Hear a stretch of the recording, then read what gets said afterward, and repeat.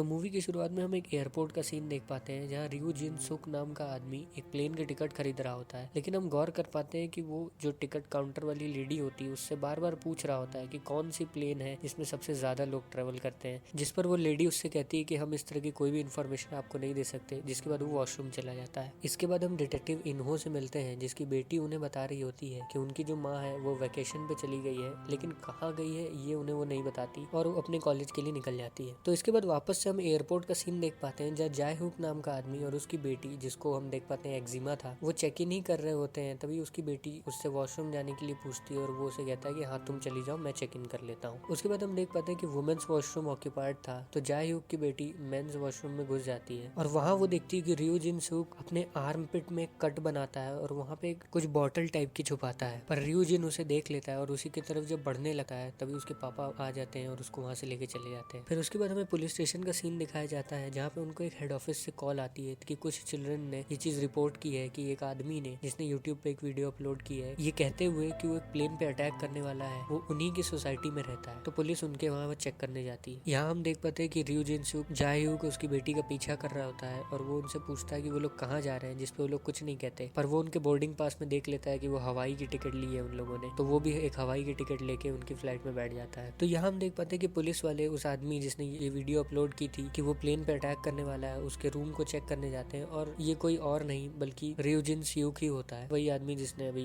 हवाई की flight book की है। और जब डिटेक्टिव इन्हो जब उसके कमरे में अंदर जाते हैं तब वो देखते हैं कि वहाँ पे एक बॉडी पड़ी हुई है, एक प्लास्टिक में रैप्ड। तो वो तुरंत फॉरेंसिक को बुलाते हैं और वहाँ टेस्ट करते हैं। तो फॉरेंसिक वाले पहले तो इन्हो से कहते हैं कि इसको ऐसा लगता है कि पॉइजन दिया गया है, लेकिन बाद में वो देखते हैं कि वहाँ कुछ कैसेट्स पड़ी हुई हैं जिसको जब वो प्ले करते हैं तब देखते हैं कि एक चेम्बर होता है जो कि पूरा चूहों से भरा हुआ है और ऊपर से उनके ऊपर एक आदमी एक पाउडर गिरा रहा है, जिसके बाद वो चूहे अचानक से मरने लगते हैं, सारी तरफ खून फैल जाता है और वो मरने लगते हैं और एक के बाद एक बाकी भी चूहे मरने लगते हैं और वो भी चूहे मरने लगते हैं जिन्होंने पाउडर को छुआ तक नहीं है। तो इससे वो लोग ये कंक्लूजन निकालते हैं कि ये वायरस स्प्रेडिंग वायरस है, आई मीन ये हवा से फैल रहा है। और यहाँ पे हम देख पाते हैं कि हवाई की जो फ्लाइट होती है वो उड़ चुकी होती है और जो रियो जिन होता है वो बाथरूम में उस वायरस को स्प्रेड कर देता है। तो जो भी व्यक्ति उस बाथरूम को यूज करेगा ऑब्वियसली वो इन्फेक्ट हो जाएगा और हम देख भी पाते हैं कि हर कोई धीरे धीरे करके इन्फेक्ट हो रहा है। और इसके सिम्टम्स कुछ ऐसे थे कि पहले उनको शरीर में खुजली हो रही थी, फोड़े जैसे हो रहे थे और फिर उसके बाद खांसी आ रही थी, सांस लेने में दिक्कत हो रही थी और उसके बाद इवेंचुअली पूरे शरीर में से, मुंह में से, आंख में से खून ही खून निकल रहा था और इवेंचुअली डेथ। इसी बीच हम देख पाते हैं कि जाय हुक काफी प्लेन से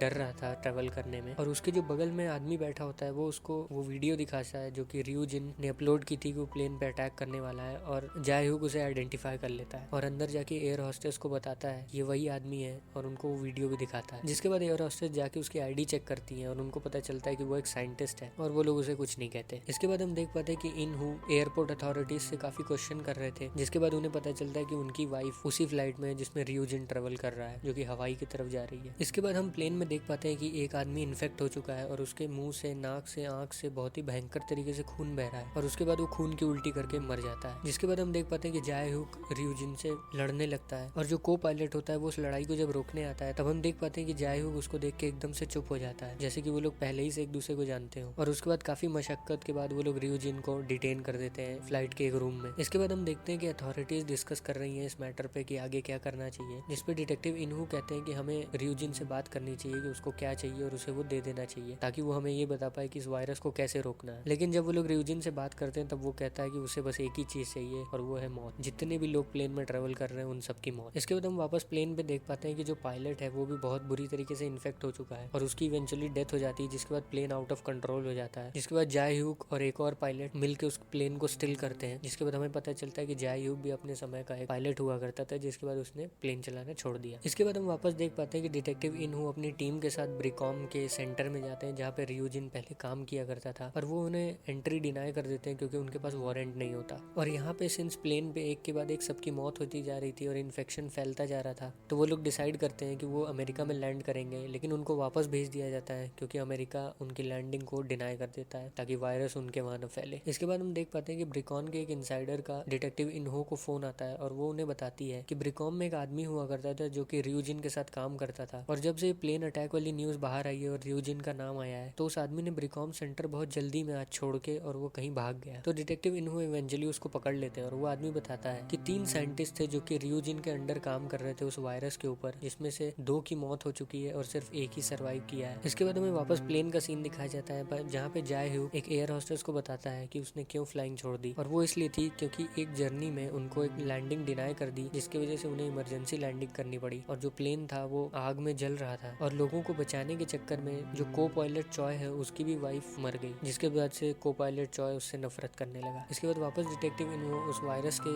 सर्वाइवर के पास जाते हैं जो एक साइंटिस्ट 3 में से बचा था, और वो उस वायरस को आइडेंटिफाई कर लेती है और बताती है कि ब्रिकॉम के पास इसका एंटीवायरस हो सकता है, जिस चीज को ब्रिकॉम कंफर्म करता है और वो ये ऐलान करता है कि वो इस एंटीवायरस को फ्री में देंगे, जो कि ऑब्वियसली आप समझ सकते हैं उनको देना ही चाहिए था, क्योंकि एक तो उन्होंने ऐसे वायरस को लेके आए, वो लोग इलीगली उस पर टेस्ट कर रहे थे, किसी को पता नहीं था, और उन्हीं के एक आदमी ने उसको फैला दिया, तो पूरी जिम्मेदारी उनकी है, तो उनको फ्री देना ही था। तो ये कोई बहुत बड़ी बात नहीं की उन्होंने। खैर, यहाँ पे हम वापस प्लेन में देख पाते हैं कि जो पायलट चॉय था वो इमरजेंसी डिक्लेरेशन इशू कर देता है और वो जापान से कहते हैं कि उन्हें लैंडिंग के लिए एक जगह दें, जिसपे जापान डिनाई कर देता है और उन्हें जापानीज जो एयर स्पेस होता है उससे दूर जाने के लिए कहते हैं, वरना जो जापानीज एयर जेट्स हैं या फाइटर जेट्स हैं वो उन पे फायरिंग कर देंगे। उसके बाद हम देख पाते हैं कि जापानीज एयर जेट्स उस पे फायरिंग करते भी हैं, आई मीन प्लेन पे नहीं फायर करते, उसके थोड़ा आसपास करते हैं, आई मीन वार्निंग देते हैं, जिस वार्निंग को देखते हुए वो लोग अपने प्लेन को वापस मोड़ लेते हैं कोरिया की तरफ। जिसके बाद हम देख पाते हैं कि सिंस जो वायरस था उसका एंटीवायरस था, तो आई मीन वैक्सीन थी, लेकिन वो टेस्ट किसी पे नहीं की गई थी, तो वो श्योर नहीं थे कि वो काम करेगी कि नहीं करेगी, इसीलिए वो लोग प्लेन को कोरिया में भी लैंड करने की परमिशन नहीं दे रहे थे, आई मीन जहाँ से प्लेन उड़ा था वहीं पे लैंड करने की परमिशन नहीं दे रहे थे, क्योंकि वैक्सीन का कुछ पता नहीं था कि चलेगी नहीं चलेगी। जिसके बाद हम देख पाते हैं कि डिटेक्टिव इन्हो अपने ऊपर उस वायरस को डेलिबरेटली इंजेक्ट कर लेते हैं और उनसे कहते हैं कि आप मुझे एंटीवायरस दीजिए, और अगर मेरे पे एंटीवायरस काम कर गया तो आप सीधे उस प्लेन को लैंड करने की इजाजत दे दीजिए। जिसके बाद हम देख पाते हैं कि जो लोग हैं कोरिया के वो भी वहाँ पे आके प्रोटेस्ट कर रहे हैं सियाउल में कि उस प्लेन को लैंड न करने दिया जाए, वरना और भी लोगों की मौत हो सकती है, वैक्सीन का भी कुछ पता नहीं है। जो ऑब्वियसली जितने भी प्लेन पे लोग थे वो फोन में ये चीज देख रहे थे कि लोग नहीं चाह रहे हैं कि वो लोग वहाँ पे लैंड करें, साथ में वो लोग ये चीज डिसाइड करते हैं कि ठीक है वो लोग लैंड नहीं करेंगे। जिसके बाद हम देख पाते हैं कि जितने भी लोग प्लेन पे थे वो अपने घर वालों को वीडियो कॉल करके आखिरी गुड बाय करते हैं, पर तभी हम देखते हैं कि जो डिटेक्टिव इन्हो थे उनके ऊपर एंटीवायरस काम करने लगता है और वो रिकवर करने लगते हैं, जिसके बाद उस प्लेन को लैंड करने की परमिशन ग्रांट कर दी जाती है और वो इमरजेंसी लैंडिंग करते हैं और इवेंचुअली सब लोग बच जाते हैं। तो उसके बाद मूवी के एंड में हम देखते हैं कि जो डिटेक्टिव इन्हो थे वो व्हील चेयर पे बैठे होते हैं और जो जाय ह्यूक होता है, आई मीन जिसने प्लेन एंड में इमरजेंसी लैंडिंग उसी ने करवाई थी, वो उनसे मिलने आते हैं और मूवी वहीं खत्म हो जाती है। तो pretty impactful sort of a movie, please give it a try. Thank you.